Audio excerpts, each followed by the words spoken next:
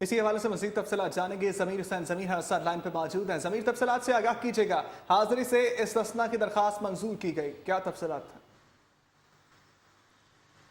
جی بالکل، آج احتساب عدالت میں ایمن فیلڈ ریفرنس کیس کی سماعت ہوئی. سابق وزیر اعظم میاں محمد نواز شریف، مریم نواز اور کیپٹن ریٹائرڈ صفدر کو عدالت نے مدعو کیا تھا، لیکن آج میاں محمد نواز شریف اور مریم نواز کی طرف سے استثناء کی درخواست دی گئی اور موقف اختیار کیا گیا کہ میاں محمد نواز شریف اور مریم نواز لاہور سے اسلام آباد آنا چاہتے ہیں، لیکن موسم کی خرابی کے باعث جو جہاز ہے وہ اسلام آباد نہیں آ سکتا، تو آج کی حاضری سے ان کو استثناء دیا جائے. تو احتساب عدالت کے جج محمد بشیر نے ان کی استثناء کی درخواستیں منظور کر لی اور ان کو آج استثناء دے دیے گا، جبکہ ریٹائرڈ کیپٹن صفدر جو ہے وہ عدالت پیش ہوئے. تو احتساب عدالت کے جج محمد بشیر نے استفسار کیا کہ کیا تیسرا ملزم پیش ہے، تو احتساب عدالت کے جج کو بتایا گیا، خواجہ ارس نے بتایا کہ کیپٹن ریٹائرڈ صفدر عدالت میں موجود ہیں. اس کے بعد اس کیس کی کارروائی کا آغاز کر دیا گیا اور واجد ضیاء عدالت میں موجود رہے اور ان کے جو بیان پر جو ہے جرا آج بھی جاری رہی. اور اس میں آپ کو تھوڑی تفصیلات بتا دوں کہ وقفہ کیا گیا آج سماعت میں، اور وقفے کے بعد جو ہے